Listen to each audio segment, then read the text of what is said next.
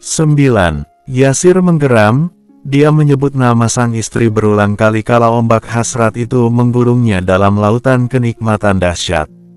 Menumpahkan semua cairan pekatnya ke dalam liang kewanitaan Nirma. Tidak mengindahkan himbauan dokter kandungan yang melarangnya keluar di dalam, demi menghindari kontraksi dini. Bagi Yasir, bercinta kalau belum menyemburkan bukti keperkasaannya di dalam tubuh sang wanita, belumlah sempurna.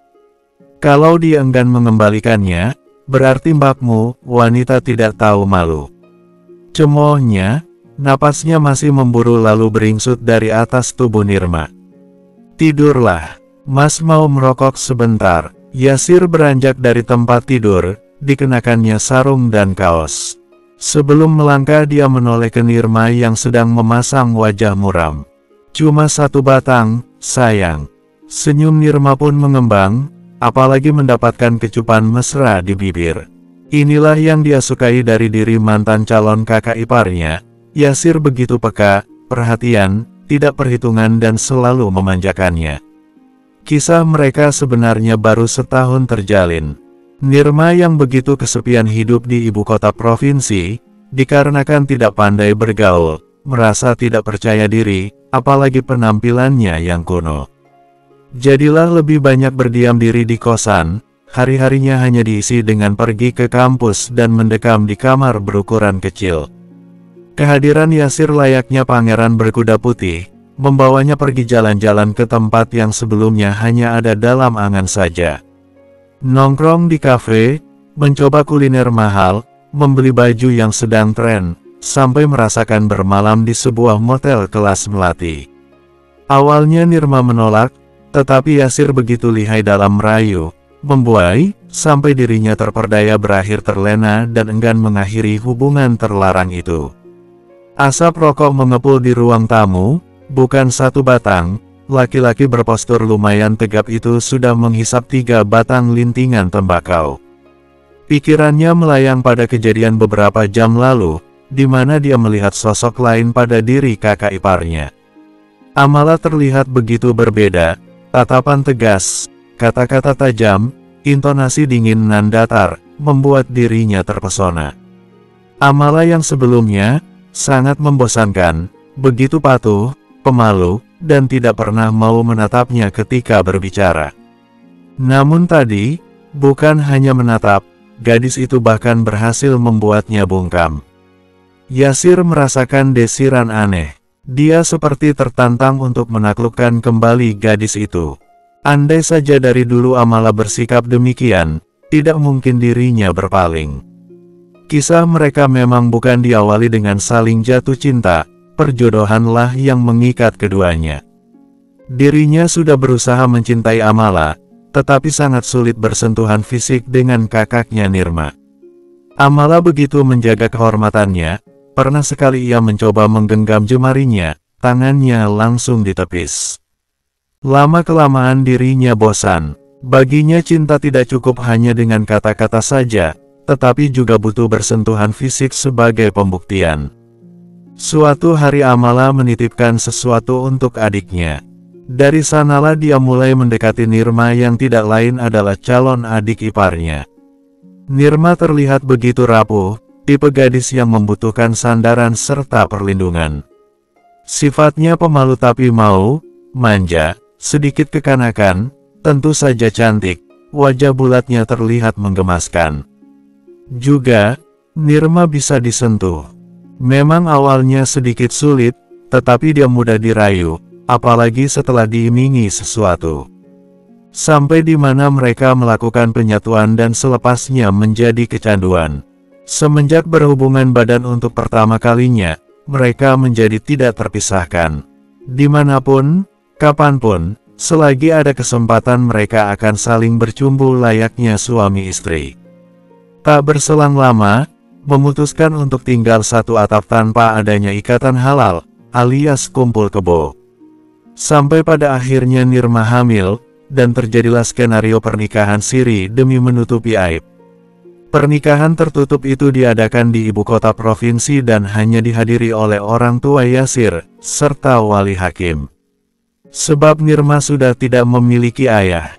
Kita tidak tahu bukan, bagaimana jalannya takdir di kemudian hari, bisa jadi aku berkesempatan juga mencicipi tubuh Amala, gumamnya Liri dengan seringai licik. Siapa yang bisa menolak pesonaku? Berpendidikan, berharta dan seorang PNS pula, dia terkekeh kecil. Yasir begitu percaya diri, kalau mampu menaklukkan wanita mana saja yang dikehendakinya. Mengandalkan harta milik orang tua, memamerkan seragam dinasnya yang menjadi staf di kantor kecamatan. Ia yakin, suatu saat nanti kakak iparnya akan bertekuk lutut juga. Pagi hari, Amala terlihat berjalan kaki dari puskesmas menuju rumahnya. Sang ibu sudah pulang lebih dulu dengan menaiki motor Din. Wanita itu pagi-pagi sekali menjenguk Amala di puskesmas. Setelah Pak Mantri membolehkan Mak Syam pulang, Din langsung menawarkan diri. Motor Din tidak tarik kalau bonceng 3, jadilah Amala berjalan kaki. Sepanjang jalan dia beramah tamah ala kadarnya bila berpapasan dengan para warga. Namun, suara-suara sumbang mulai bertiup kencang.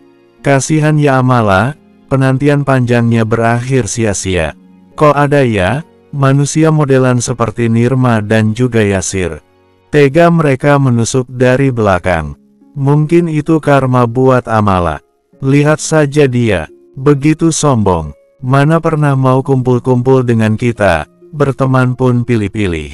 Timpal suara sumbang, mencemooh Amala. Benar itu, mungkin karena dia pikir bakal dipersunting oleh laki-laki berpendidikan, PNS pula. Jadi sikapnya sangat congkak, merasa paling cantik, populer. Padahal cuma gadis miskin, tidak berpendidikan lagi. Sekarang biarkan dia memanen buah dari kesombongannya. Mampus kan, sekarang dia betulan jadi perawan tua. Dua orang pertama yang terlihat berempati pun memilih pergi. Sedangkan duanya lagi tertawa puas, tatapan mereka begitu sinis mengamati sosok Amala yang sudah menjauh. Mereka hanya iri, merasa kalah jauh dari Amala. Amala memilih abai, dia menebalkan telinga dan tetap berjalan maju tanpa sekalipun melihat ke belakang. Dirinya sudah memprediksi hal ini, jadi tidak terkejut. Setelah memastikan sang ibu tertidur sehabis minum obat, Amala mulai membersihkan rumah. Baju-bajunya yang semalam teronggok di atas meja pun sudah tersusun rapi pada rak lemari kamar. Selesai beres-beres, Amala beralih hendak menyapu halaman yang sangat luas. Rumah di desa rata-rata memang memiliki halaman luas dan asri. Menggunakan sapu lidi Amala mengumpulkan daun-daun kering. Hari ini dia memutuskan tidak bekerja. Amala ingin menemani sang ibu sampai benar-benar sembuh. Baru saja selesai menyapu pekarangan, tiba-tiba kedatangan tamu tak diundang. Amala berjalan mendekati motor yang berhenti di bawah pohon mangga. "Apa yang kau inginkan lagi?" tanyanya dengan nada datar dan tatapan tegas. "Dek," netra Nirma membesar, suara sang kakak begitu asing di telinganya. Tidak ada lagi nada lembut penuh kasih sayang. "Mbak, Nirma ada perlu. Ikut aku." Amala melangkah lebar, berhenti di bawah pohon nangka yang sudah berakar banyak. "Katakan." Nirma masih bungkam, dia datang bersama sepupunya Yasir, yang saat ini menunggu di teras rumah. "Anu garis bawah Mbak, ini perihal emas yang dulu diberikan oleh mertuaku sebagai tanda pengikat." Nirma berniat mau bersambung. 10. "Tunggu di sini." Amala memotong kalimat Nirma yang berbelit-belit. Dia berjalan memasuki bangunan rumah dari pintu depan. Tak berapa lama, Amala sudah berdiri lagi di hadapan Nirma. Menyodorkan kotak beludru berwarna merah hati. "Ini ambil, jangan lupa suratnya diperiksa. Siapa tahu kalian menaruh curiga, takut aku kurangi beratnya." Ragu-ragu Nirma menerimanya. Tanpa tahu malu betulan memeriksa surat emas itu, cincin polos dengan berat 1 mayam atau setara dengan 3,3 gram. "Apa ada barang lainnya yang wajib dipulangkan?" Amala bertanya, netranya memperhatikan gestur Nirma yang terlihat gelisah. Kenyataannya keluarga Yasir hanya memberikan barang berupa cincin, sebenarnya emas dengan berat segitu sangatlah kecil. Namun, Yasir beserta keluarganya tidak tahu malu. Berani meminta kembali apa yang sudah diberikan. Jika mengikuti peraturan yang ada, bila pihak laki-laki yang memutuskan pertunangan dikarenakan kesalahannya sendiri, maka emas yang menjadi simbol ikatan mereka seharusnya menjadi hak milik si wanita, karena pihak wanita yang dirugikan. Begitu juga sebaliknya, bila si wanitanya berulah, dia wajib mengembalikan 2 kali lipat. Namun, Amala memilih memulangkan. Dia tidak sudi merendahkan diri hanya demi sebiji barang yang tak seberapa. Sebelumnya juga sudah berniat untuk mengembalikannya, tetapi tidak jadi lantaran terlalu terkejut dihantam kenyataan pahit. Amala terakhir kali bertemu dengan adiknya setengah tahun yang lalu. Sekarang penampilan Nirma sangat jauh berbeda, busananya tidak lagi longgar, tetapi hampir pas badan. Rambut pendeknya juga diwarnai menjadi coklat gelap. Bukan hanya itu saja, Nirma juga memakai 1 set emas berukuran sedang. Tidak ada, Mbak. Nirma ingin memberikan ini kepada Mbak dan juga Mamak. Ia menyodorkan plastik. Apa itu? Ini fotokopi ijazah kuliah, Nirma. Ada juga kartu undangan, minggu depan kami mengadakan resepsi pernikahan. Amala menggeleng kepala, menarik sudut bibirnya ke atas menyunggingkan senyum miring. Adiknya benar-benar sudah berubah, dirinya sampai sulit mengenali. Apa maksudmu memberikan fotokopi ijazah kepadaku? Nirma menarik kembali tangannya, menggenggam erat plastik berwarna putih. Hati dipenuhi oleh rasa kecewa kala sang kakak enggan menerima pemberiannya. Nirma hanya ingin menunjukkan bakti kepadamu, Mbak. Berkat Mbak, Nirma berhasil menjadi seorang sarjana. Tolong terima tanda bakti ini. Tidak usah, aku tidak butuh salinan kertas-kertas itu. Apa yang sudah aku berikan kepadamu, anggap saja sebagai sedekah. Aku bukan pengemis, Mbak. Tega kamu berkata seperti itu. Pekik Nirma, dadanya kembang kempis menahan emosi. Dia tidak terima disamakan seperti pengemis, seolah dirinya begitu rendah. Rahang Amala mengetat, sorot matanya begitu tajam. Dia acungkan jari telunjuknya tepat di wajah sang adik. Kalau kau memang berniat menunjukkan bakti dan ingin balas budi, bukan duplikatnya yang kau berikan kepadaku, tetapi yang asli. Tindakanmu ini tidak lebih dari sekadar basa-basi. Dari awal kau memang tidak berniat sama sekali. Tujuan utamamu ke sini hanya ingin meminta emas dan menghantarkan kartu undangan. Jadi, jangan berani kau berteriak di depan wajahku, Nirma. Sorot mata yang tadi begitu berani, kini bergetar. Nirma menunduk dalam, ternyata sang kakak bisa menebak maksud sebenarnya. Bukan begitu maksudku, Mbak. Pergilah, sebelum aku kehabisan rasa sabar. Mbak, mengapa sekarang kamu begitu jahat? Ini masihlah rumahku juga. Tega kamu mengusirku untuk sekian kalinya. Aku memang bersalah sudah merebut Mas Yasir darimu, tetapi semua itu bukan sepenuhnya salahku. Bisa jadi kalian memang tidak ditakdirkan berjodoh. Tanpa adanya aku pun, hubungan kalian bakalan kandas. Jadi, garis bawah, hentikan omong kosongmu itu, Nirma. Muak aku melihat dirimu berlakon layaknya wanita tertindas. Alhamdulillah, aku bersyukur tidak berjodoh dengan laki-laki tidak bermoral seperti suamimu itu. Alhamdulillah, aku tidak jadi masuk ke dalam keluarga munafik dan buruk seperti mertuamu itu, garis bawah. Cukup, Mbak, kau boleh menghinaku, tetapi jangan kau fitnah suamiku apalagi merendahkan keluarganya. Mas Yasir adalah laki-laki yang bertanggung jawab. Dia tidak lari, melainkan begitu berani menikahi. Dan mertuaku itu begitu menyayangi diri ini, mereka rela mengeluarkan biaya yang tidak sedikit demi mewujudkan pernikahan impianku. Seharusnya Mbak ikutan bersyukur. Berkat mereka, derajat keluarga kita terangkat di mata publik. Dengan begitu berani, Nirma menatap netra coklat sang kakak. Wajahnya dipenuhi binar kepuasan. Hahaha, Amala tertawa sumbang. Berulang kali dia menggelengkan kepalanya. Betapa bodohnya kau, Nirma. Amala maju mengikis jarak mereka, dia berdiri tepat 1 langkah dari sang adik. Kedua tangannya terlipat di depan dada, ditatapnya lekat wajah sombong saudari kandungnya ini. Mertua yang kau banggakan itu, hanyalah wanita picik. Perlakukan mereka ini bukan lagi menjatuhkan derajat keluarga kita, tetapi menginjak-injak martabat almarhum bapak. Kau begitu naif, seharusnya sebagai seorang wanita yang berpendidikan tinggi, kau menolak diperlakukan tidak adil seperti ini.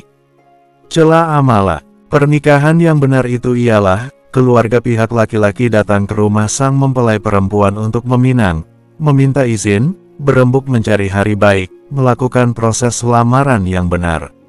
Apalagi kita suku Jawa, yang mana sudah menjadi tradisi sebelum hari H, mengadakan siraman, seserahan, pengajian.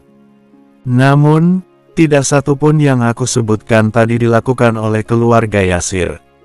Amala menjeda kalimatnya, demi menikmati perubahan ekspresi wajah Nirma yang sekarang seperti mayat hidup, pucat pasi. Nirma, kau itu cuma dimanfaatkan. Buka matamu. Sebagai seorang wanita apalagi calon ibu, seharusnya kau belajar untuk berpikir lebih jauh lagi. Yasir itu anak tunggal, tentu saja orang tuanya akan mengadakan resepsi besar-besaran.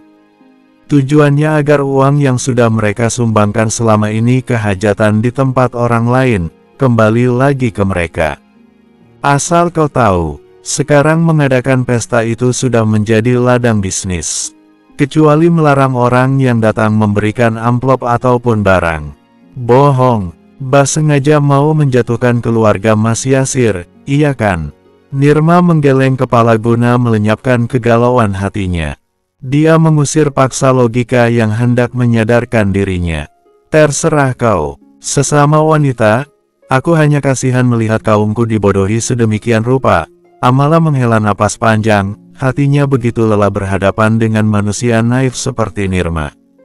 Aku nggak percaya. Nirma berlari menuju motornya.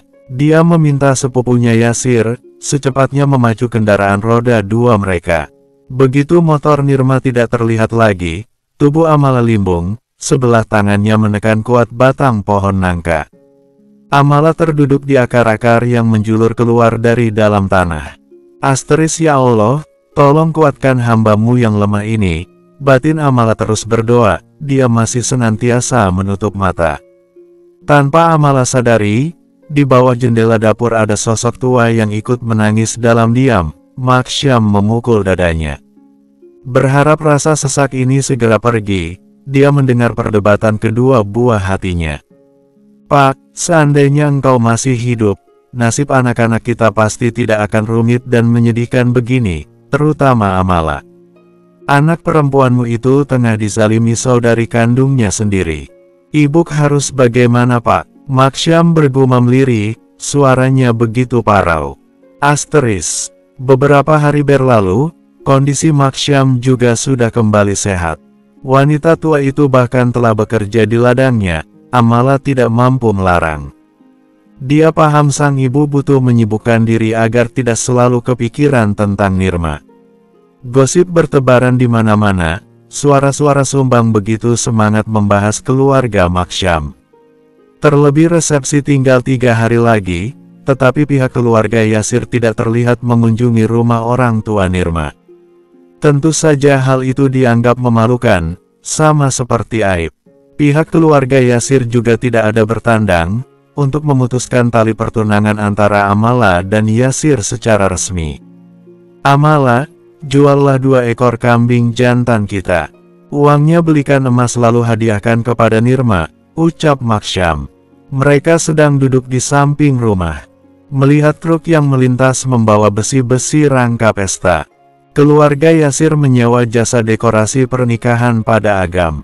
Sungguh perbuatan tidak terpuji, padahal di kampung mereka juga ada tempat menyewa teratak. Baik, kita datang ke sana sebagai apa, Mak? Bersambung.